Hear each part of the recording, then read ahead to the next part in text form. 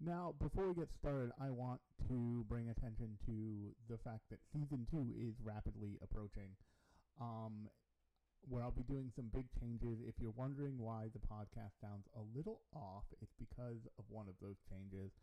So just look out for that. It'll probably start not on even the 25th episode. It'll probably start on the 26th episode because, as with everything, I messed up the timing of pitching this as a season 2 situation just because of the alignment of months, and I want to do a whole month of movie May, and that requires 4 episodes and all that fun stuff. So look out for that. But you can also go check out a bunch of other stuff. Like, pretty soon you'll be able to check out the YouTube page and there'll be something there. Hint, hint. You can also go check out the webcomic. There'll be links to that in the description of the show. But on that note, I'm going to toss it over to our lovely AI assistant to give us a synopsis of the thing we're talking about today, and that is a little film from 2008 by the Wachowski sisters, by the directing duo of the Wachowski sisters, and that is a film called Speed Racer.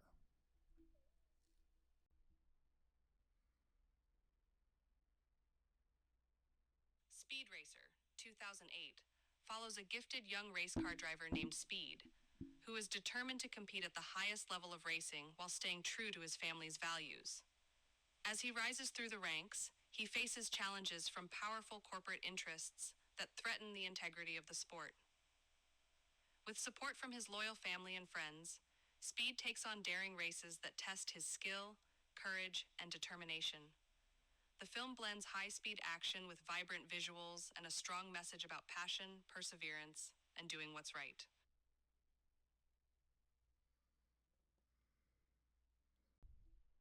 Now that that's out of the way, I want to talk about kind of how this film happened a little bit. Not that I know that much, but I know enough of just kind of the ifs, ands, or buts to kind of talk you through it.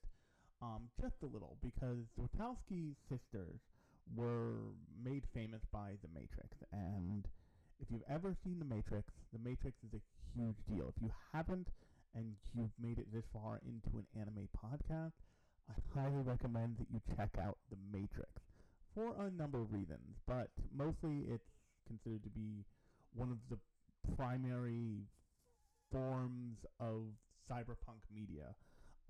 That is in addition, of course, to Ghost in the Shell, the live action for which we talked about previously in the last episode. You can go check that out in the description. You can go check that out wherever you get your podcast. But on that note, the deal with Wachowski is that they've always clearly been anime fans. The Matrix movies was kind of their attempt at making a Ghost in the Shell, as like stealth making a Ghost in the Shell for American audiences, but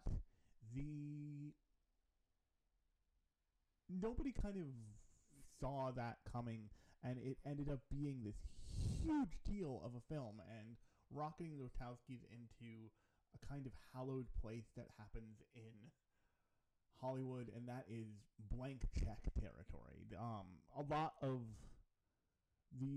lot of the two of the films on the list for movie May here will be films that are in the blank check territory. The first of those is, of course, Alita, the first film we talked about. That was given to James Cameron after he did, as a thing that could exist, after he did things like Titanic and like Avatar. Once he was a big enough, force in Hollywood, I talk about this in that podcast, he could just kind of get made what he wanted to get made, and it turned out Alita was his passion project. The Wachowskis are much less focused in their love for Japanese animation. So they wanted to. So when somebody said to them, what do you want to make? they said, we want to make this. We want to make live action Speed Racer. And as a concept, it makes a lot of sense. You know, Speed Racer is a racing movie. We've made plenty of those. Look at the Fast and Furious movies. Look at Drive. Look at, you know, Gran Turismo. Racing movies happen. Look at F1's about to come out, I believe. But at the time of me recording this. But the interesting thing there is the original Speed Racer is much more of a Wacky Racers situation. It's much more of a Hanna-Barbera Wacky Racers scenario. Think something more along the lines of Redline than something like Gran Turismo. So it's got a lot of fantastical elements, not the least of which being the cars, primarily the Mach 5, the famous one car that everybody knows from Speed Racer if you know any of the cars. And then there's the challenge of the fact that, you know, Speed Racer is a long-running anime and they had to make a film from it. And then something really interesting happened, and this movie came out and it bombed. It got, you know, eviscerated in the reviews. People thought it was insane. It was like, people essentially thought it was all the worst excesses of what the Wachowskis were doing in something like effects-heavy film like The Matrix.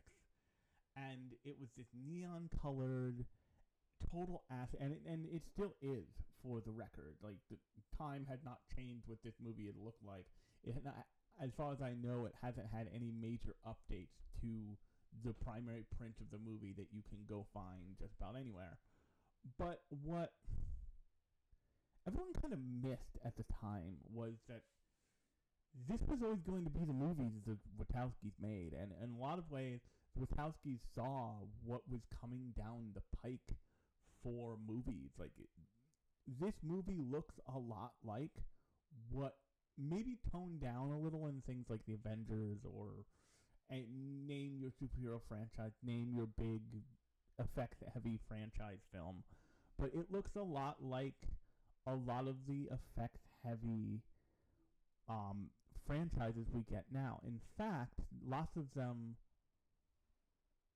are way less so than this film.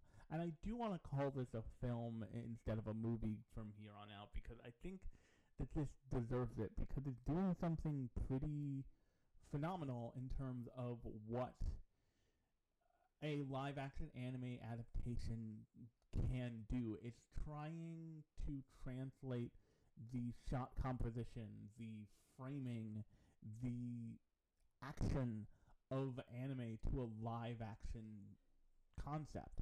And yes, this thing is super effects-heavy, and yes, it's dizzying the first time you watch it if you've never seen it, although I encourage you to go find it. I think you can rent it from iTunes. That's what I did to watch it this time.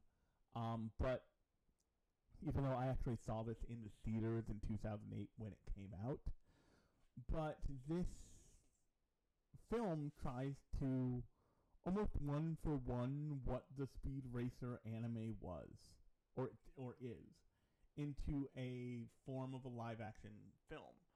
But what it also does, which I find really interesting, is it's really commentary on what Hollywood does and what, you know, the industry of movie making does to the creatives in it. So much about this movie is about legacy and what that legacy means and what it means to stick to your guns and be a very particular kind of creator in a environment that doesn't super like that kind of thing, because like I said, this is in many ways before a lot of what we got in, say, the kind of Marvelification of cinema and of especially big budget action films. This, it doesn't look like those quite, but it is at the very start of it because and the video that inspired me to do Movie May again was actually about this film. And what I thought was really interesting was one of the movies that was out at the exact same time as this was the first Iron Man, which means that when this came out, in fact, the first of the Marvel Cinematic Universe movies came out. And I remember I was reading articles in Entertainment Weekly about the filming of Iron Man. They had these, like, behind the scenes shot of, like, Robert Downey Jr. all, like, you know, costumed out in, like, pieces of the Iron Man armor. And it was a big deal that that movie was getting made because up until that point, Iron Man was a lower tier Marvel character. But the Marvel universe had been proven out with movies like, with the X-Men movies, essentially. And yeah, there was X-Men Origin, and that was definitely a misstep, but it was still, change was in the air for the film industry and what it valued and the kinds of movies it was going to produce. But what the Wachowskis did with this was they really aimed to pay homage to the original form that they were adapting. And one of the greatest things that you see in this is they use pretty early on in the film, they use the original Speed Racer soundtrack. The original Speed Racer, not just soundtrack, but theme song. And they reinterpret it. They don't do as, like, heavy a job of reinterpreting it as something like the live-action Ghost in the Shell, but they do a pretty good job at it. And from there, they are, you know, making a Speed Racer movie and all of its glory and all of its mistakes. And you have kind of like Speed Racer fight scenes involving John Goodman, which is hilarious. You also have a lot of complex shot composition that isn't something that people even do still now, because they were trying to, as I've said this entire time, achieve this look. And that look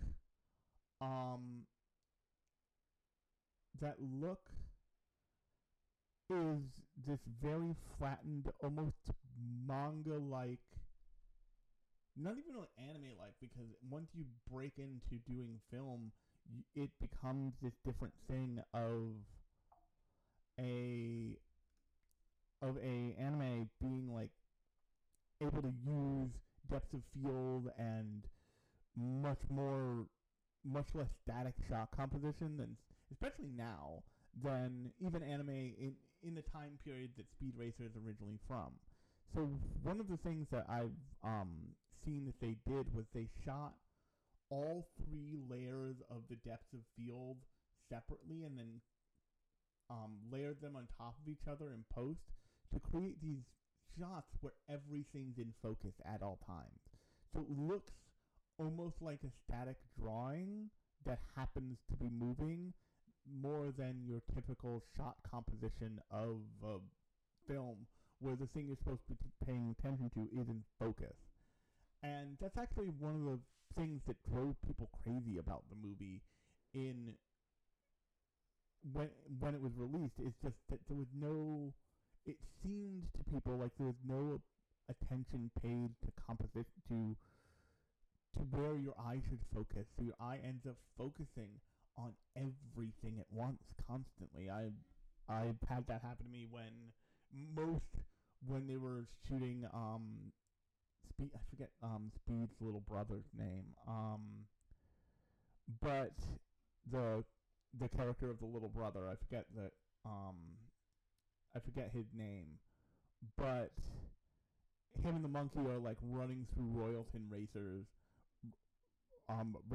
and the, like, flat composition of everything made me notice, like, the weird random workers swerving sideways on segways to like the left and right of him as he's like riding essentially a golf cart through this manufacturing facility.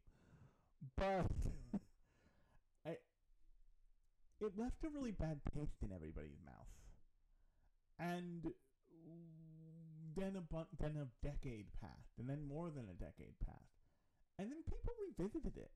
And what they found was really interesting, actually, because what they found was a thing that's much different than what they thought they were going to get. They found something that I honestly saw when I saw it in the theaters. And I remember even a kid being like, yeah, I'm not surprised people don't like this thing. But they found something that was exactly what the Wachowskis wanted to do, which was a representation of Speed Racer that was really true to form. And that's when people really started to allow themselves to dig into it, because they could, at least in my experience, because they could get past the like complication of like, this thing looks insane. Once you accept how it looks, you're no longer like bound by that or like blocked by that. And what people started to do is they started to like be like, oh, this movie's a very specific thing about legacy, about artistry in the face of capitalism, about striving to do the art you want to do and not letting people drown that out. It's very anti-corporate sponsor. It's very anti... I don't even think it's anti-capitalist. I think what it is, because the character of Royalton is really interesting when they introduce him. They introduce him as this, like, as a total douchebag, because he is. But what you also see in Royalton is he sees everything in terms of capitalism. And it's really interesting because he doesn't even realize that he's cheapening other things by seeing them in terms of a capitalist ideal. So the very first scene you get with Royalton, I forget who plays him, but he does a really good job, is this moment where you're seeing him and he's like he's about to put on a dog and pony show to get Emile Hirsch, who plays Speed Racer, on the Royalton race team and roster. But he shows up in a jet. He shows up in a jet that the racer family believes is an earthquake, which is like a cute, weird scene. And there's this moment where Mom Racer invites him to eat breakfast with them, since they were just about to have breakfast anyway. And he sits down and he eats these pancakes, and these pancakes are like really incredibly good to him. And instead of being like, hey, can I have the recipe so I can make these myself? Or these are really good, what do you do? He immediately wants to purchase them. And that's the primary antagonist of the entire film, is this overarching attempt to purchase artistry, to capitalize on artistry and turn it into a product of some kind. Eventually you find out through Royalton that the entire racing industry is essentially rigged. And then it's confirmed for Speedy when he asks one of his heroes that, like, a very specific question that gives him the answer of, like, oh, he knew he was going to win the entire time, instead of it being like this dead heat. And what that does is, first, it disabuses Speed of the industry of racing. But what's interesting from that point is that it actually doesn't disabuse him of racing as a thing, because he grew up inside of it and it's an art form to him. And the movie spells this out. Mom Racer sits him down and is like, when I watch you race, it's like I'm watching someone paint. And this whole film seems to know that it was going to bomb, and the Wachowskis seemed to know that this was not going to go well when it came out. So they put this in there to be like, look, they wanted us to make one movie. We didn't want to make that movie. We wanted to make the thing we make. Art for art's sake kind of deal. We wanted a thing that was very specific to what we thought was the vision of what Speed Racer could be in live action. And it doesn't disappoint, because eventually he beats race after race, and it's this kind of idea of art and valuing your artistry and valuing the people close to you, your family, your loved ones, all the stuff, over the pure capitalistic nature of the surrounding architecture of the racing world in Speed Racer. And then, of course, the movie bombed. So what do you do with that? What you do with that is you realize the movie bombed in a very different climate, with a very different education level of a viewing audience, and a viewing audience that wasn't necessarily ready for what the Wachowskis were putting down at that moment. The really interesting thing about the thing they did before this, The Matrix, is that thing was just commercially cool enough where you got the good parts of it with the popcorn parts of it. Speed Racer is no doubt like a popcorn entertainment movie, but it is much more of an art piece, especially in look and vibe, than even something like The Matrix. The Matrix, don't get me wrong, it is art. All cinema is art on most levels, actually. But the difference is that it's not...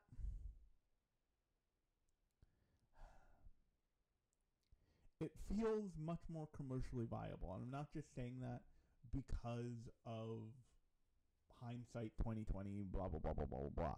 I'm saying that because it looks and feels and vibes like an action movie, and it's taking all of these pieces of other action genres, like Hong Kong action, like Hong Kong martial arts films, and like all this other stuff, and it's blending them together into like a form that feels like a hit action movie, and has this like attitude to it, especially for the early 2000s, late 90s.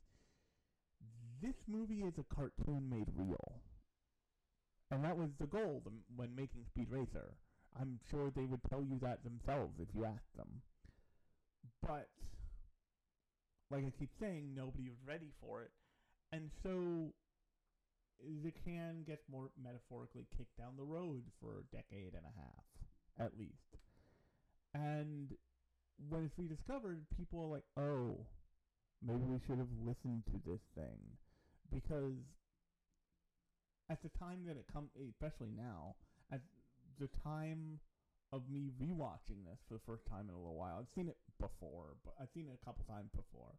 But at the time of watching this is a time of a director making a great art house movie, and then them being kind of leveraged and snapped up by the studio system to make Marvel movies. Perfect example. Think about James Gunn. James Gunn is actually kind of the best example of this I can think of. It's the best case scenario of this I can think of, in that he used to make the weirdest shit. And now he's making Guardians of the Galaxy and basically every DC thing, because DC's like, oh, he actually likes this stuff, and like he has a vision, and like he's gonna take Crypto the Superdog seriously. But before that, he made things like Slither. He was a consulting art director on Lollipop Chainsaw. The real horny game about a teenage girl in an American high school that kills zombies after having her boyfriend's head detached and clipped to her ass as a keychain, and he's still alive like that. And she kills zombies with a chainsaw with hearts in the saw part. It's wild. That was the kind of thing James Gunn was up to before Guardians of the Galaxy. He also made like Slither and lots of other stuff. But so much of the studio system wants to make something that's commercially viable. And every once in a while there are happy accidents. There are moments when they make something and they're like, holy shit, this all worked, this film is great, and they always mess it up.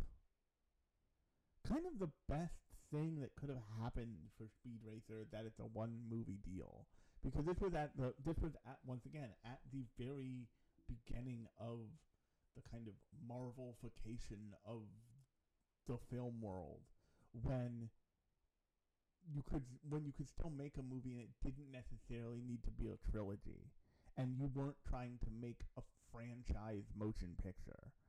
Kind of all the movies in Movie May are movies that were lucky, for whatever reason, didn't get to be franchises or haven't become franchises yet.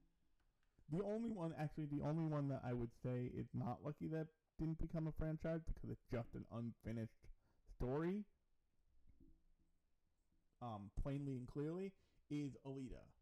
The Ghost in the Shell movie, I don't know what they would do with the second Ghost in the Shell live action. Would I watch it? Sure, but I don't know what they would do with it. This one, everything gets wrapped up in a nice little bow by the end. But the last one, I'm going to reveal it now. I think I mentioned that we were going to talk about this last week, but the last one is going to be Dragon Ball Evolution. I'm not going to spoil it for you. That thing's lucky it didn't have to get another one made, is all I will say there.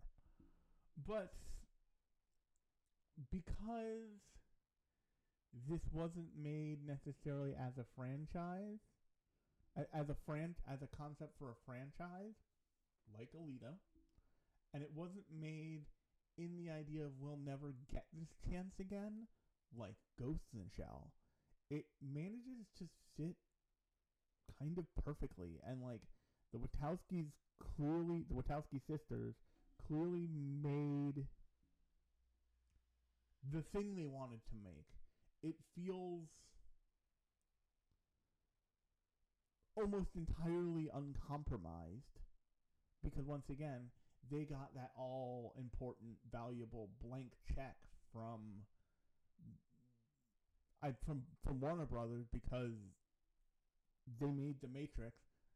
Of course they want the next Wachowski thing. And you end with this thing that is so artistically intensive. It is so wild to look at, but it's also so representative of Speed Racer as a property in a way that it's kind of the next best Speed Racer thing. The best Speed Racer thing is just watching Speed Racer, the original anime. The next best thing might just be this. And that's really interesting because I don't think you can say that of any of the other live actions that we're, talking about this month. Alita is great, but the manga is the whole story and more fun. the OVAs have a kind of like 90s fuck yeah awesome vibe, and the other Dragon Ball is its own thing. Once again, and I've said this in the review of the Ghost in the Shell show, of the Ghost in the Shell live action. The Ghost in the Shell live action has a particular problem of it feels like it's not going to get another shot. So they kind of turned it into a clip show and explained away why it was a clip show. And so it's just a really interesting like piece of media, and that's actually where I want to leave it. So thanks a lot.